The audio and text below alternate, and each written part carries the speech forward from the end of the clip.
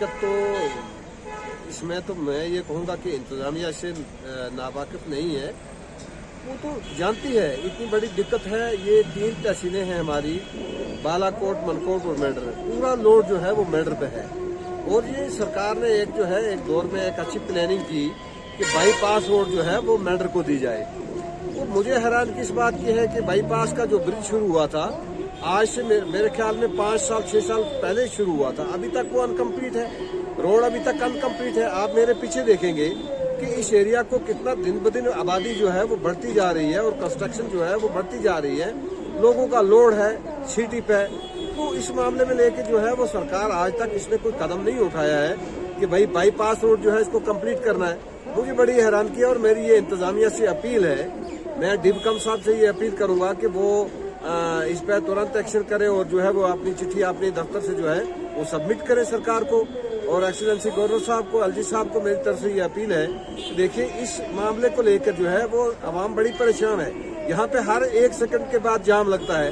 अब यहाँ पे जामी को आगे पीछे करने के लिए पुलिस भी मेरे ख्याल में बहुत तंग आ चुकी है, क्योंकि हालात ही ऐसे हैं। गाड़ियां बहुत है और बाज़ औक़ात जो है वो पूंछ वाली गाड़ियां भी इसी रूट से जो है वो सफर करती हैं। तो इसमें बड़ी परेशानी है। इस परेशानी का जो है मसला सॉल्व है। अगर आप ये बाईपास का जो है फौरन काम शुरू करेंगे तो मेरे ख्याल में ये सारा मसला सॉल्व हो जाएगा।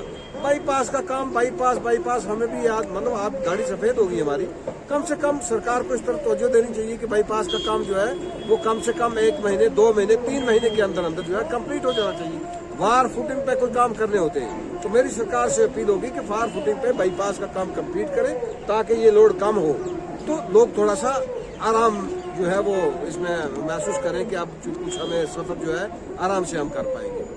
किसान मजदूर यूनियन का प्रेसिडेंट चौधरी मजीद, मैं इस बारे में ये आपसे कहूँगा कि कम से कम इस बाईपास रोड को बनाते हुए 10 साल हो गए।